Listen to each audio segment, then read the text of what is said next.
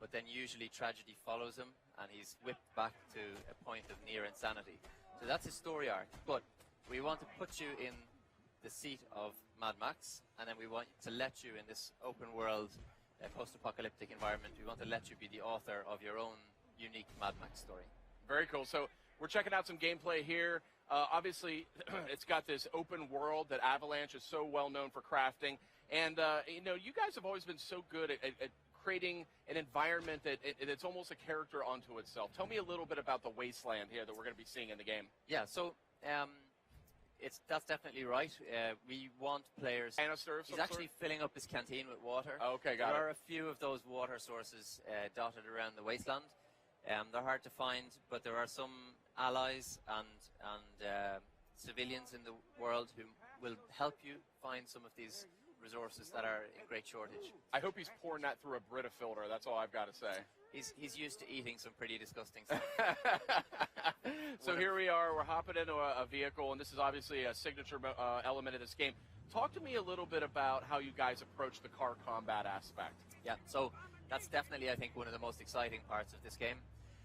We start off with Max losing his iconic interceptor in a battle with Scrotus' Warboys. And Max is really stripped bare of everything, and then the journey for you as the player is to fashion a vehicle that will allow Max to escape to the plains of silence and hopefully find some inner peace. He gets some companions like Chumbucket, who you see in the back here. He's a wasteland Blackfinger, a fanatical mechanic who almost treats vehicles and engines and just that whole mechanic way of life as a religion. Total fanatic. So he gets some friends to help him, but he gradually over time builds up his very own, you as a player will build up your very own wasteland war machine.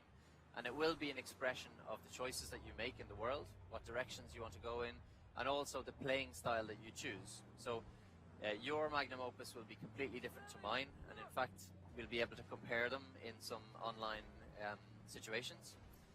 You might choose something that is really heavyweight, has a massive ramming grille, but you're going to need, you know, tires with high traction, a heavy motor to power that kind of vehicle.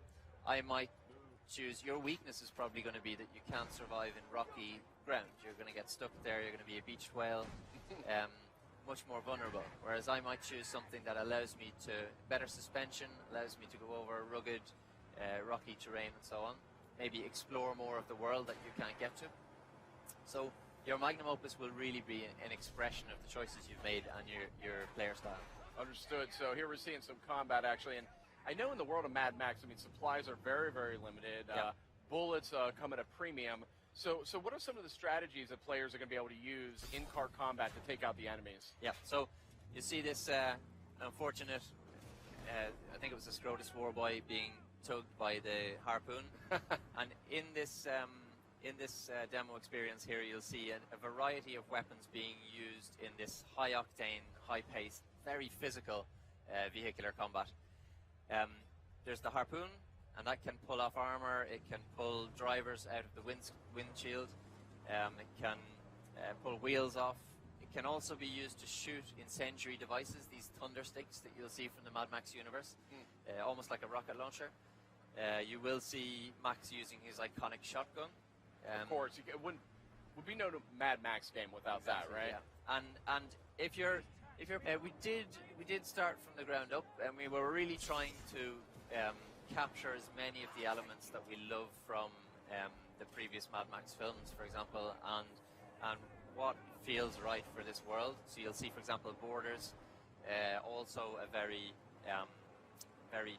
iconic and nearly trademark aspect of the Mad Max universe. Guys hopping from one vehicle to yours and attacking with no real regard for their own lives. There's one now. We'll see if Max succeeds in getting him off there. Yeah, now what are your options if this happens to you, if the guy jumps on your head like that? There's one. There's one. That's straight to the point. You can use the shotgun. You can try and scrape him off with a cliff wall or something, depending on the terrain that you're in. So yeah, there's a bunch of options. In fact, Chumbucket was hiding in the back when that guy was on, but now when he sees he's safe, he'll come back out and he'll help you.